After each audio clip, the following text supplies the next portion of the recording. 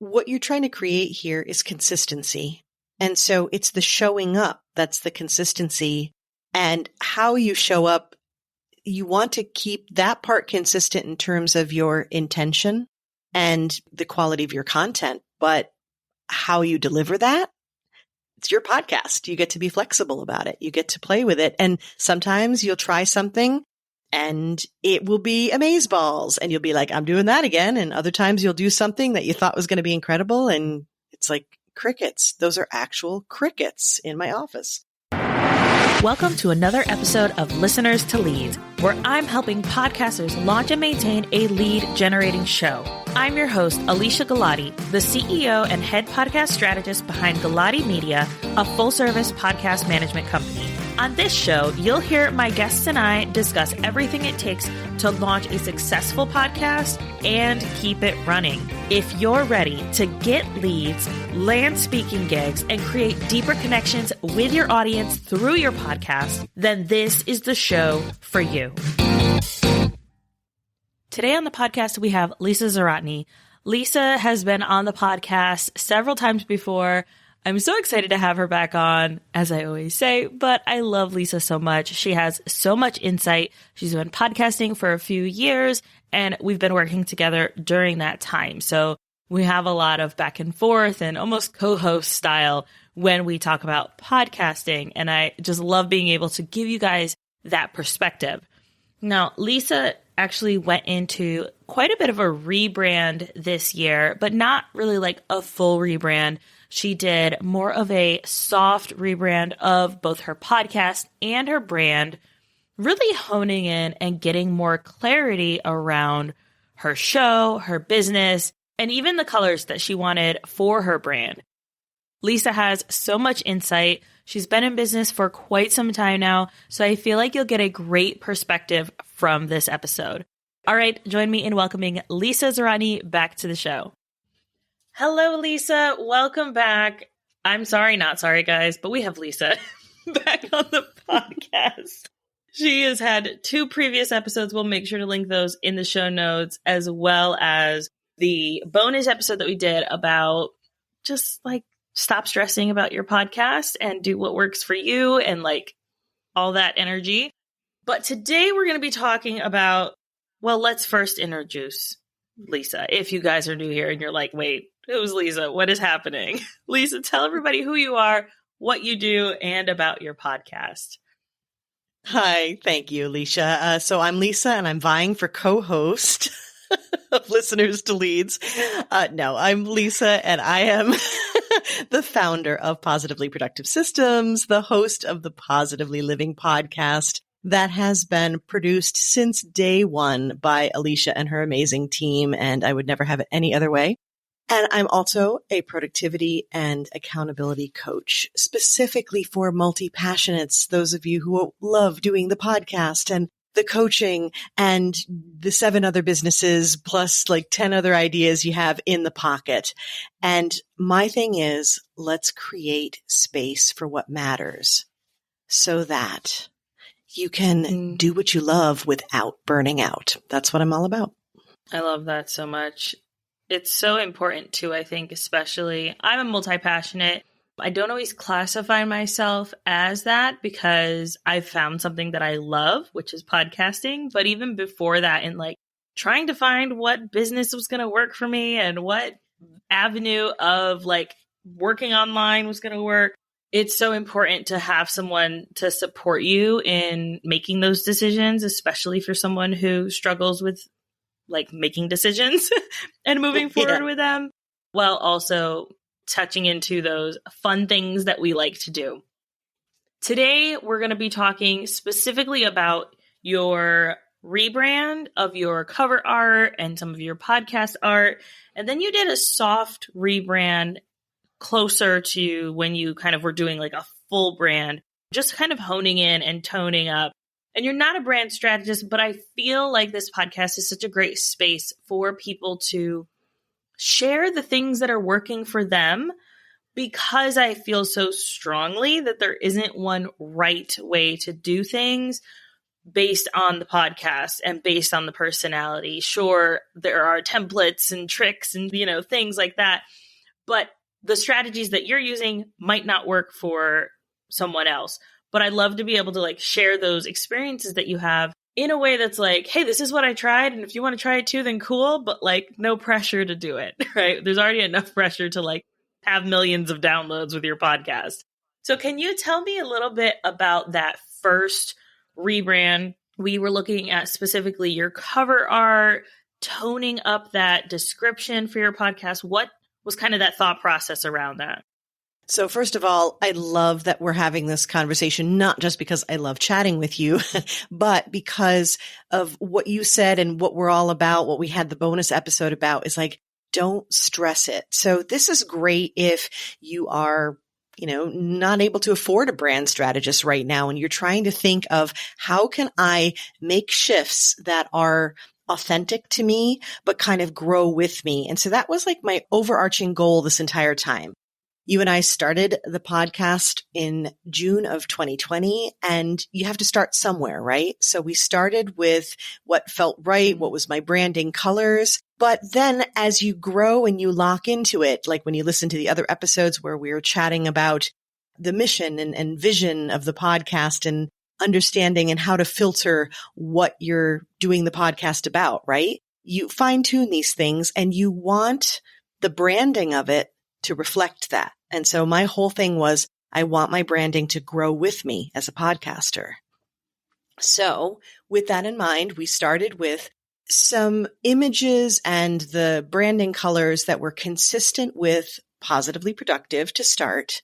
And I had also said, hey, well, what about if I want to change up the picture, move some things around? And you said, try to wait 6 months. And I was like, okay, duly noted. Mm-hmm. And I think we waited longer than that. But then it was like, I'm really big on making sure that when people see images of me, just like I think you should do on dating sites, that it's a current photo, right? That it looks like when they meet me, they're not like, oh, so that was you in middle school. Great. I want it to be current and for people to really feel like they know me, which is a huge part of podcasting, right? So when you see photos of me, you're like, oh, yep, that was Lisa.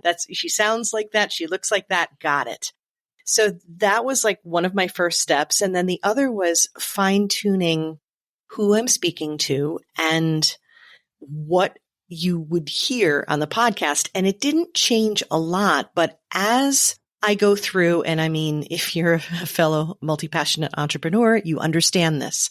You're constantly tweaking your elevator pitch, right? You're constantly tweaking your bio a little bit to be like, how am I describing what I do? It's always been a personal favorite of me to be like, I'm a productivity and accountability coach because you know those words, but I really do things differently. So as I was exploring that, I came to you and I'm like, I want to make sure it's reflected in the podcast art and I like a new photo. How do we go about this? So the description itself, that's easy to do, right? We're on Buzzsprout. I go in there. I could change it every day if I wanted to. Please don't. But I'm just saying I was able to update that quickly and just make sure that we're on the same page strategically. And then with the photo, we actually did something I thought was really smart, which was change the minimal amount. In other words, leave the podcast art as is, but insert a different photo. That was it. And one of the things that at least I thought was really great about that is that if someone were searching for my podcast as I'm just starting out and I'm starting to grow it, right? They're not going to miss it entirely because it looks so completely different. It's just me, as it was, but a little better, a little more current, a nicer photo, I'm happier with. And I got to tell you too, that making that tiny little change, just like when you update your website or, your social media or you upgrade something, it made me want to share it more. I love that. I actually was just talking to a client about something very similar in that we were looking at her stats, looking at which episodes were doing really well. And I was like, did you share this one more? Her podcast is about e-commerce and Shopify websites and things like that. And trying to get her to like share her stuff, she was like, I wasn't that great over the summer sharing it. And I'm like, this one did really well. Were you sharing this one more? She's like, I don't remember. But we see that, right? With certain episodes that we're like, ooh, this one's really good. Or maybe I was on my soapbox a bit and people need to hear this. And so we end up sharing those ones more. And I think to your point, it goes to show that when you have a podcast cover art and a brand of your podcast that feels really aligned, then you're going to be more likely to share it.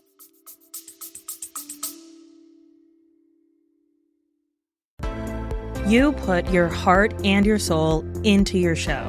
And I want to help you reach all of those potential listeners out there. That's why I'm excited to announce my upcoming podcast marketing workshop. It's about giving you practical tools to grow your audience. You'll learn the secrets to getting your podcast discovered, attracting your dream listeners, and boosting those download numbers. This workshop will be hosted live with a replay available on April 30th. You can sign up by going to galatimedia.com/workshop. Let's grow our podcasts together. Absolutely. And over time, just like when you first start your podcast and you've listened to a lot of other ones, at least that's what I did, right? I was a big podcast fan. And then when I became a podcaster, I had certain ideas in mind of how I wanted the content. And I also had certain ideas of how I might want it to look, but I also knew that it was important that it wasn't disconnected from my entire business brand. So again, you start somewhere where there's enough of a connection that it makes sense. Someone isn't going to look at the podcast and be like, that's part of Positively Productive, that's connected. They're going to see that it's cohesive. But then you gently push and grow. And that's what we did. And then once that locked in, the next thing that happened for me is that I was like, okay, we're coming up on 100 episodes. We're coming up on anniversaries. Is this a good time to change things up again, in honor of that, if you will? And you were like, yeah, we could do that. What do you have in mind? Yeah, I think that there's so much room, especially with those anniversaries. If you're like, hey, we've been doing this for a year, let's kind of switch it up and make it more fun. And I think that helps kind of keep it alive for you as someone who is sharing your podcast and talking about your podcast. It almost feels like, we're both married. So like when you go on like a vacation with your spouse or your significant other and you kind of rekindle that love and you get back feeling like, I love them. It's great. Just kind of getting out of your normal daily routine and daily things. I think that helps. Yeah. And I know for a fact that whenever I take a better picture and I'm like, ooh, let me put that one out there, like it makes me feel better. But the other thing too is that as you grow into your podcast, it feels like you hit a different level and then you're like, okay, do I fit at this level? And of course there's I guess both sides to it, right? There's the imposter syndrome, like, oh my God, do I even belong here? And then there's the other, like, I'm talking to people and, I'm top 5% worldwide and we've just celebrated over 16,000 downloads. And I'm just like, what? Who are we talking about? Like, I can't believe that that's me. I can't believe that 2 years later, I'm encouraging others to start their podcasts. And I remember people who inspired me to do so. So I do want to keep it going. So if you're thinking about it, if you're even on the fence right now, please do it. It's amazing. And have Alicia help. So, I kept thinking, all right, so how do I next level, right? We have to keep going and say, all right, am I still fitting?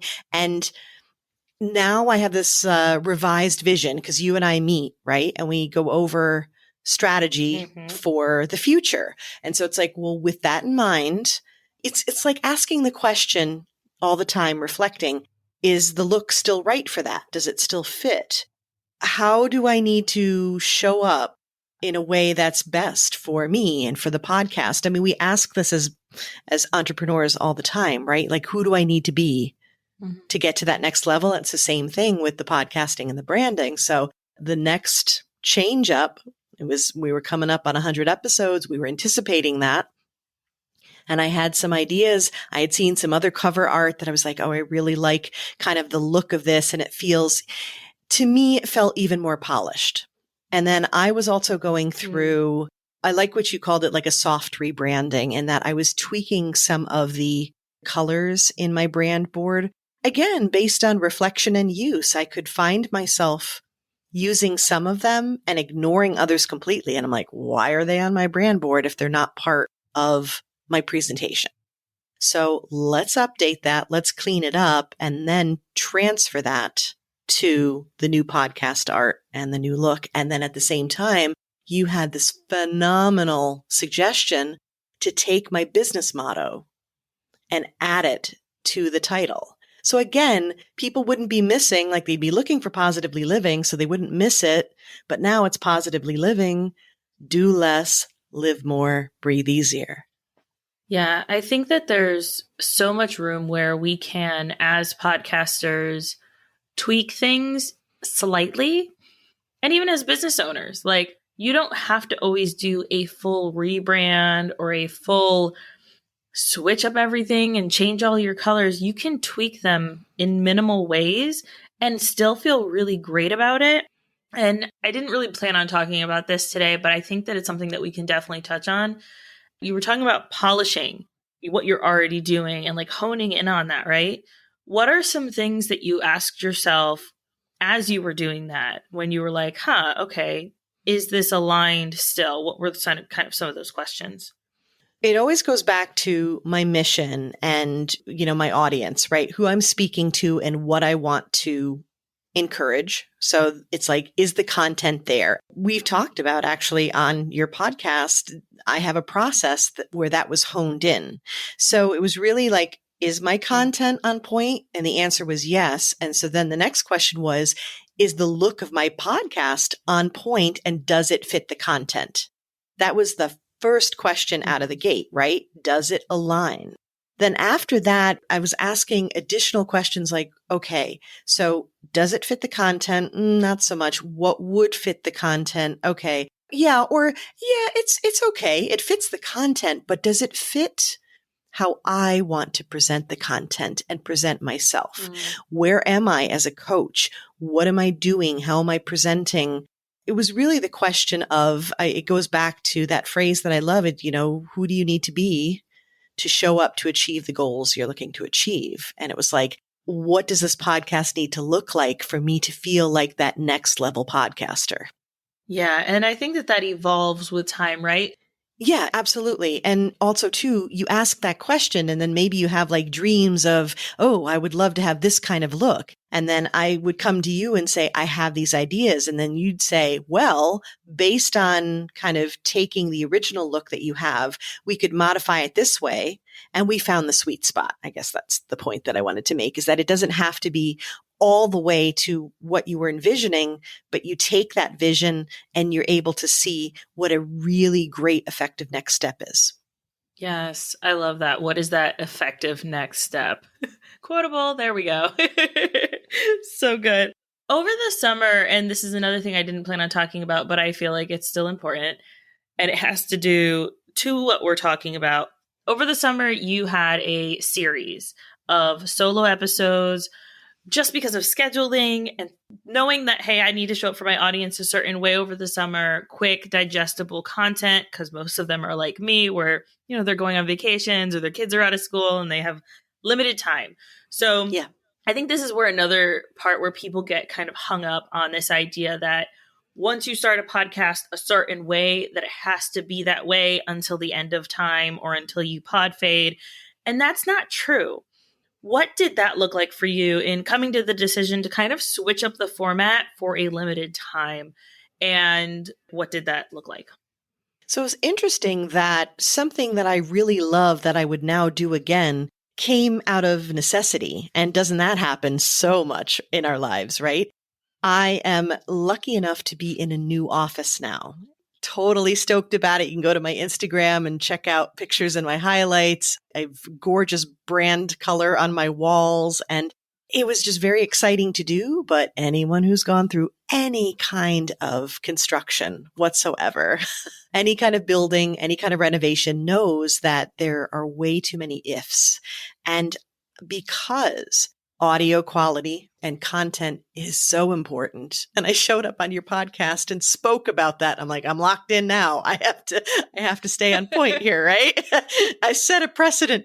Because of that, I knew that I wanted to hold off having guests come on. I didn't want to have sound issues, internet issues, who knows what issues. So I thought, well, the safest bet for me would be to do solo episodes. And now the benefit or the opportunity there is that, like you said, in the summertime, people are coming and going. It's a traditional drop off for listening on podcasts anyhow, right? And I could do really small bites of information, digestible stuff, 10-minute, 15-minute episodes, and I could make it into a series. And and I even had in my brain, I even referred to it as my summer solo series. And what I found has been so great about these types of episodes that I would sprinkle in before is that having a cluster together like that meant that I also had a group that I could then share with my clients. It surprises me how much my clients, you think, oh, these episodes are for new people to get to know you. And it is, but also my clients love to listen and we talk about it during sessions. And there's so many ways to apply that content. It's a great way for me as an external processor to do the episode, to get the information out and then be like, okay, how do we spin this and create all of our other content, which I'm totally having you on my podcast to talk about. This is so important, not to reinvent the wheel, right? So yeah, I knew that I needed to back off and do something simpler for my life. And then I saw it as an opportunity to provide a different series of information. And because it was a cluster, I think it was easy for people to understand that was going to happen. I don't think people listening care that you've changed it up as long as they still feel the familiarity of you and what you're bringing. My content didn't change. I didn't change. My introduction didn't change. The length of the episode changed, and the fact that I didn't have a guest changed, but that's not a huge change. Does that make sense? Yes, for sure. And I think that it's easy to, like I was saying before, get caught up on this, I'm doing it this way. I already locked myself in on it. I can't change it. There's no flexibility. And that's how you burn out. And that's not good. We obviously don't want that for you. Go back and listen to the bonus episode. We want you guys to be able to continue your podcast in a way that feels good, in a way that is aligned with you and your values, and the way that you want to show up. And I love that you brought out that point of you weren't changing the podcast. You weren't changing the content of the podcast. You were just shifting it based on your own needs and the needs of your audience. And that's a win, right? Everybody wins. 100%. And from a productivity standpoint, and this is what I coach, is that what you're trying to create here is consistency. And so it's the showing up that's the consistency. And how you show up, you want to keep that part consistent in terms of your intention and the quality of your content. But how you deliver that, it's your podcast. You get to be flexible about it. You get to play with it. And sometimes you'll try something and it will be amazeballs and you'll be like, I'm doing that again. And other times you'll do something that you thought was going to be incredible. And it's like crickets. Those are actual crickets in my office. And then you're like, okay, lesson learned. Yes, I love that. Is there anything else that you feel like people need to know if they're at that point where they're like, I want to up level, I want to figure this out a little better and maybe come up with an actual plan that makes sense for me? What are some things that you think that people should do? So I love your advice about waiting in the very beginning, right? Giving it 6 months and maybe using that kind of as a guide, right? To be careful. Because I know I'm that person who's like, let's change the room around again. Would the couch fit better over there? I love to do that, but we don't want to be doing that every day, right? So that's one thing, is sort of pace yourself. And I think one of the ways to do that, the second point, would be let the content drive you. You just keep asking, are you in alignment? It's the content first. What are you offering, right? And are you in alignment with what you're doing, with what your mission is? And then does the branding fit that? Keep asking that question. And if you feel like big changes are happening, it's just like that you need a little more help or a little more grace and patience with productivity when you have big life changes and transitions. The same may be the case with your podcast. When you go through some big stuff, when you've met with a coach and you're like, okay, I have a new bio now, maybe gather that stuff up and ask the question. Now, what the answer might be is, no, just update your bio and you're done. Or the answer might be, ooh, maybe it's also time to look at the podcast art and make sure we're in alignment. So those are a couple different questions, but I guess the crux of it is let the content and where you are as an entrepreneur lead that, and don't let the colors lead, let the content lead. Oh, I love that. So you've helped me in the past with like, hey, I'm feeling overwhelmed. There's a lot going on, a lot of different aspects happening based on my own personality and how I work best. What do I need to do next? And I feel like that's applicable here for people.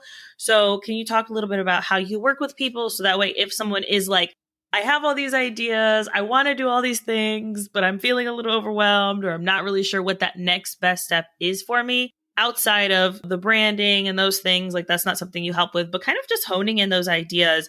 How can people learn more about working with you? Absolutely. I'd love to share that. And to your point, it's not the branding side of it, but I do understand the big picture of it. And being a fellow podcaster, that certainly helps. You're juggling all these things and you're trying to figure out which things to change and what to do. And there's also one of my just life tips in general is don't add a learning curve in where there doesn't need to be one, right? We love to change things up, but sometimes we don't need to.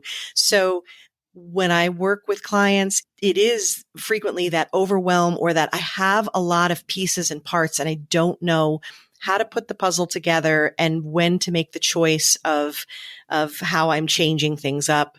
And we hop on Zoom. It's really easy peasy. It's productivity and accountability, so it depends on your need. You may need one strategy call where we sit down, we take full inventory, we pull everything out, we piece it together, and you are on your way. Or what you may need is that initial strategy, and then we keep checking in like you and I have done. And that's not only amazing for, okay, it's like I have homework. I got to keep on top of this. But it's also great because just like we talked about, there's course correction that happens. You try something and you're like, I don't know about that. And so you can check in, in a week or a couple weeks and say, all right, how do we make those subtle shifts that are going to be game changers for us? And that's what I do on Zoom. And also with Voxer support, which is amazing. As you know, when you get caught in the middle and you're like, do I have to wait till my next session? The answer is no, you don't. Perfect. So where can people find you, hang out with you, listen to your podcast? Thank you for asking. Positivelyproductive.com is the main hub where you will find the podcast and links to, have a free discovery call with me. But if you are a fan of Instagram and want to have some fun, please come join me at positively_Lisa. And you're listening to a podcast right now, whatever platform it's on, pop on over to Positively Living and you'll find me there. And I'd love for you to join me. Perfect. Thank you so much, Lisa. Thank you, Alicia. It's always a pleasure.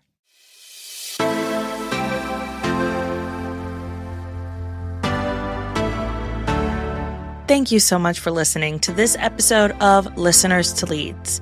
If you found something in this episode valuable, I would really appreciate it if you shared it with a friend who you know would also get value from it.